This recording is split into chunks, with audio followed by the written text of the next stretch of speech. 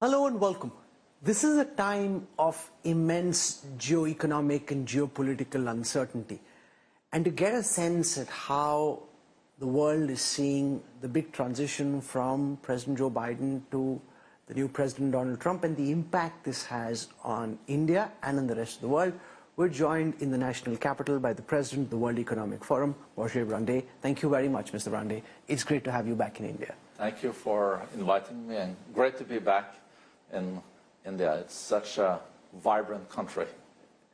There is so much thought that your analysts, researchers do on what's likely to happen next. And the biggest open question is the impact that the Donald Trump presidency has on different aspects of what's happening.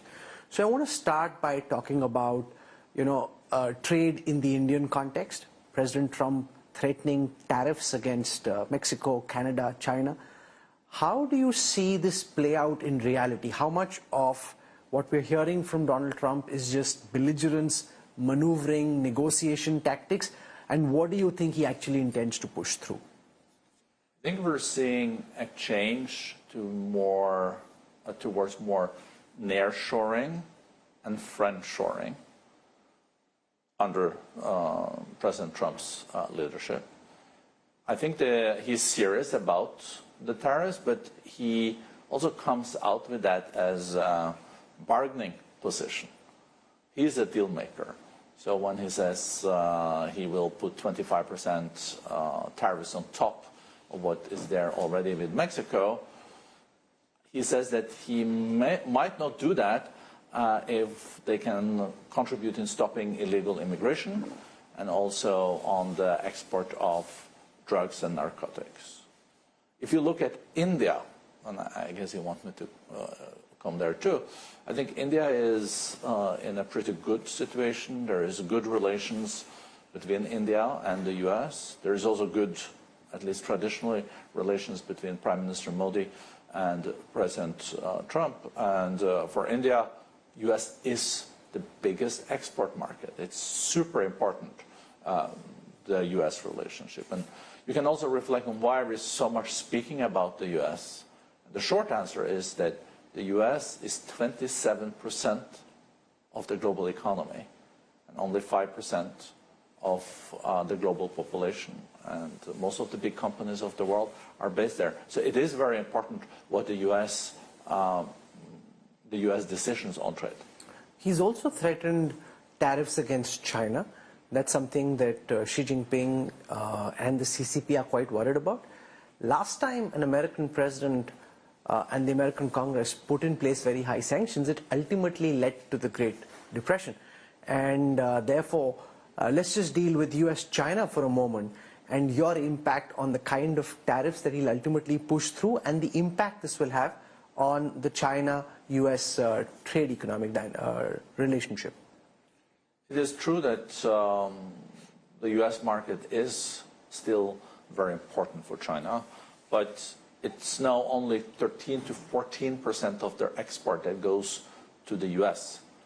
Before it was higher, but it is also a big trade deficit for the Americans. And, Trump is also very much focusing on trade deficits.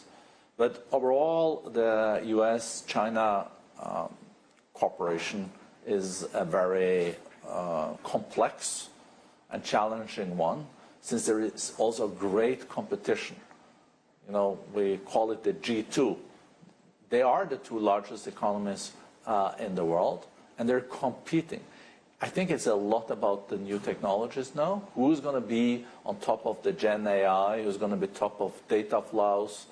Who's going to be top of quantum computing? And I think they're feeling this competition on a daily basis, and Trump will maybe introduce the 10% tariffs on top of all the tariffs that are already there. But we've also seen that China has then said, okay, then we will retaliate. We are the biggest exporter of rare minerals. We will also look into battery export, where they are very, very leading. This shows that the economies are so interwoven, so it is not easy to decouple. So I don't think we will see a decoupling between the U.S. and China, but I think on very advanced technologies, I think there will be more and more measures taken to not trade in those most advanced areas from both sides. So it's quite clear that Trump will push ahead with more tariffs against China, which creates an economic opening for India in terms of trying to attract some of the companies which are looking to move part of their supply chains outside mainland China. From the lens of the World Economic Forum, in terms of this journey that India has been on, to what extent do you think we're well placed to benefit from the Trump trade changes that are likely to come over the next several months? It's true that China already have seen that some of the manufacturing has moved to Vietnam, to India, to other emerging economies. China is still producing 30% of all manufactured goods in the world, and they're 18% of the global economy. So there's still a manufacturing power, but because of the wish also to diversify the supply chains, not to put all eggs in one basket, you will see more interest in this. And India has traditionally not been the great manufacturer of the world. It's strong on services, it's strong on digital trade, but we are seeing a difference. We're seeing that manufacturing is coming here to India, make in India, I think it is called. And just look, Apple didn't produce any iPhones in India a few years ago. And this year we're expecting that there will be produced iPhones in India for $10 billion US. 7 billion is for export. And I think companies are learning that it is not only back offices and services that are possible in India, but there's also starting now to see industrial plants and industrial knowledge. So production is also possible here, as we have seen, for example, for a long time in the pharmaceutical industry, where India already is strong. There's been a recent slowdown in economic growth in India. From the perspective of the World Economic Forum, what's your outlook for the rest of the year and for time to come? So medium and long term, we're very bullish still on India. It is gone from being the 13th largest economy in the world to be the 5th, and it will soon become the 3rd largest economy in the world. That's why I also coined this G3 in an interview with you, I think a year ago, because we will have U.S., China, and India. Of course, you will have also the European Union, but there are more countries, so it's not one country. We will have to analyze closer the numbers from the last quarter, the second quarter, where we're seeing growth going a bit down in India. Is this something that will continue, that we will go from 6, 7 to more 5, or is this related also to a lot of rain that has had impact on the economy? You also have that kind of situations, but provided that the government will continue with infrastructure reforms, will also reduce red tape, will continue with the business-friendly policies in India, and invest in education and R&D, I think India will continue to grow strongly. And you know, it means a lot to the world too, because when India was growing 6-7%, it is like 20% of all global growth coming from this country. So that also has huge positive impact on the rest of the world. Mr. Brende, the theme of the World Economic Forum for 2025 is collaboration for the intelligent age. And the biggest question is the level of impact that artificial intelligence and all the technologies that it has unleashed will have on the world in 2025. 2024, 2023 was the year when the world was discovering what AI was about. Now it's about the actual impact on business and lives. What's your outlook in terms of how AI for 2025 is likely to be different from what we've seen the last 2 years? I think we're already seeing very much impact on the productivity gains from AI. We're wondering why is inflation going down in the US and the economy is still growing so fast with the heightened interest rate. And I think part of what we're seeing on the downward impact on inflation is that we're seeing already big productivity gains from these new technologies. We think that Gen AI will change a lot in the years to come. It's probably as big as the computer when they came. Is it as big as electricity? Is it as big as other breakthroughs? We don't know. But we can be in a situation where we can see productivity being increased by 10% in the coming decade. And that is a lot of prosperity. And I think for India, if you break it down for India, this is good news because India is pretty strong on IT, or is very strong on IT, and also IT services. And we will also, when we move from the hardware phase on AI to the software phase, when you need to put applications on, India is, in that respect, the startup nation of the world.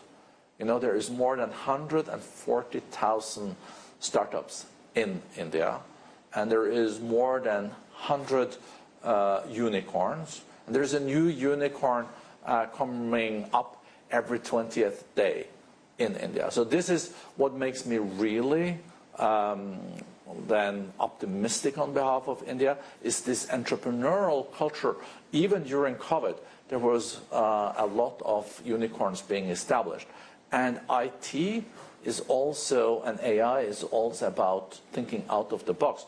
Who had heard about some of these big IA companies 2-3 years ago? And if India is lucky, you can also, or continue with its policies, you can see some of these unicorns becoming global companies. So India is the startup nation now of the world, has the 3rd largest startup community globally. And I think it can become #1 in startups if it continues on this track. There are 2 big military flashpoints. The first is Russia-Ukraine, and that I know is of a lot of interest to you and everyone in Europe. With Trump taking charge, and with Biden in his last days making available armaments which weren't available to Ukraine so far, what's your sense of what 2025 is likely to mean for the Russia-Ukraine war? So every war needs to end. So will the Ukraine war end in the spring? I think that's the big question we're all now asking ourselves. Russia has lost a lot. They probably lost around 700,000 people, including those that are wounded. But also Ukraine is now feeling the pressure. We see that the missile attacks from Russia is also hurting their energy infrastructure moving into the winter. But we should not forget that Russia and Putin calculated when they attacked Ukraine originally, they calculated with taking the country in a week. Now the war is still ongoing. So we will probably see negotiations in the spring, and also where I think Trump will play a role. Will there be an agreement to have a cessation of hostilities and end the war? Where will the borders go? Will it be where they are today? What kind of security will Ukraine be guaranteed from also European countries in the future to avoid then new attacks from Russia in the future? But it's true that this war is costing a lot. It's costing human lives. But Russia has become now a war economy. 30-40% of all their spendings are going to military. So hopefully we can see a more peaceful 2025 also when it comes to Ukraine. And lastly, Israel and what's happening in the Middle East. There's now a ceasefire that's been announced with the Hezbollah. The the Hamas, they've hammered very hard against. But when it comes to the confrontation between Israel and Iran, how do you see that play out in 2025? So we know that the life insurance for Iran in many ways was Hezbollah and Hamas with their rockets. Israel knew that if they attacked, for example, nuclear facilities or other facilities, launch pads for also ballistic missiles in Iran, they would unleash these rockets. No, Hezbollah is very much weakened, Hamas is very much weakened, and also the S-300s, the anti-air missiles,